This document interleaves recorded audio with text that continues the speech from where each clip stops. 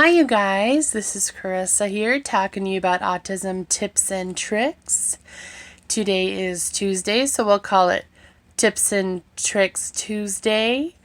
So what I wanted to talk to you about was some tools that we can use to help us. So along with seeking the advice of a professional, that can help. But if you are, for instance, stuck at home because of all that's going on in the world, and your kid comes up with something new.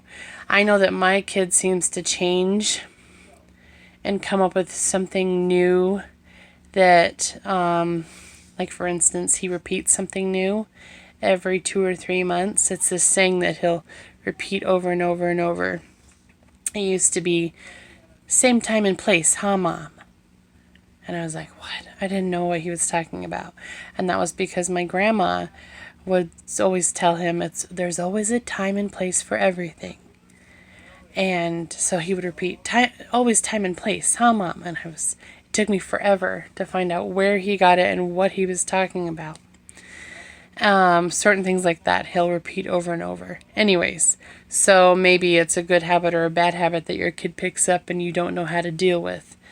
Well, one thing that you can do is you can look up things on Pinterest, just do a quick search like I did, autism help ideas. And if your child is struggling with potty training, that's a very common thing. Some kids with autism go into young adulthood not being potty trained. I pray that you don't have that same experience, but it does happen. My son was not potty trained until he was 4.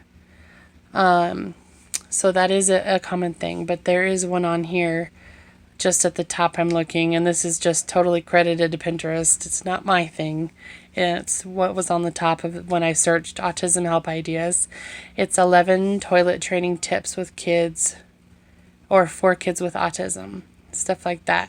There's all kinds of interesting things on Pinterest, as you guys know. There's also how to make your own social stories. We use social stories a lot, actually, and help with dealing with, for instance, how to play with friends, taking turns, those sort of things. There's one about potty training. Even if you go to the Autism Speaks website and you look up social stories, they have a whole bunch of them that they've made and they're free to print out, which is great. Autism Speaks is an amazing organization. There is one on here that I see for emotions and feelings for coping with strategies book, especially if your kids don't recognize empathy. Empathy is one of those that some kids with autism struggle with. My son didn't really have an issue with empathy. It was recognizing his own feelings. It took him a long time to speak, let alone be able to voice what he was feeling.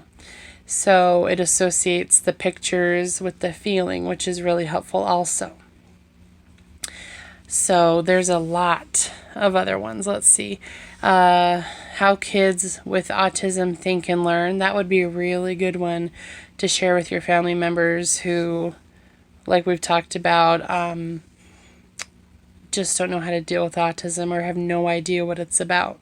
I have a family member that's like, so I don't understand. Where did all these kids come from with autism? Years ago, there was nobody with autism, it seemed like. And I'm thinking back to the Kennedys with, I think it was Rosemary Kennedy. They put her in an institution. And I don't know that she exactly had autism, but she had some kind of learning thing or, something like that. And that's what they used to do. They used to put them in institutions.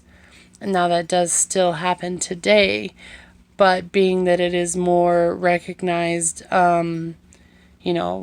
regularly diagnosed and everything, people are easily identified as and can receive services and help. They don't just put them in an institution. There are some cases where people have such severe autism that they do need the constant care by a professional, and so that is a reality. But what I say to that family member is, well, because they have an actual scale that they go through of testing, they can test anyone who they think, they're having some issues with this type of learning or whatnot.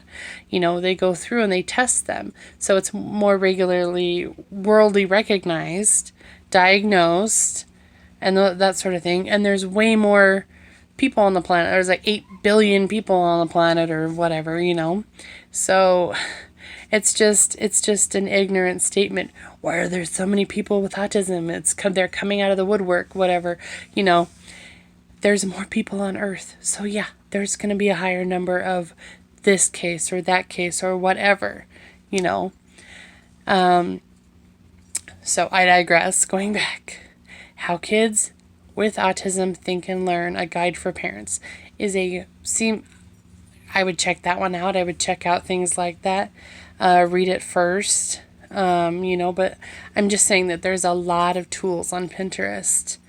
There's like ones on how to make STEM buckets, which is really, really fun. There's guides of how to survive the pandemic when you have kids with autism at home who, when maybe those parents are used to the kids being at school for 8 hours of the day, where we homeschool. So I just have to learn how to survive all day with my kids, You know what I'm saying? But there's all kinds of really good stuff on there. And I would love to hear from you guys if you have any ideas or what sort of tools that you use to find when your kids come up with new and odd, new weird things, new wonderfully weird things is how I say it. What do you use? Because I also frequent the library, but with everything going on, it's a lot harder to just go and get the book that you want right away. You can download a lot of them through your library too online, which is great.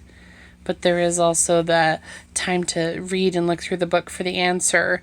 When Pinterest, if you just search a thing real quick, most of the time you can find an answer, when your kid's napping or whatever. That seems a little bit more of a fast answer. So anyways, I would love to hear from you guys, and thank you for watching. Love you. God bless.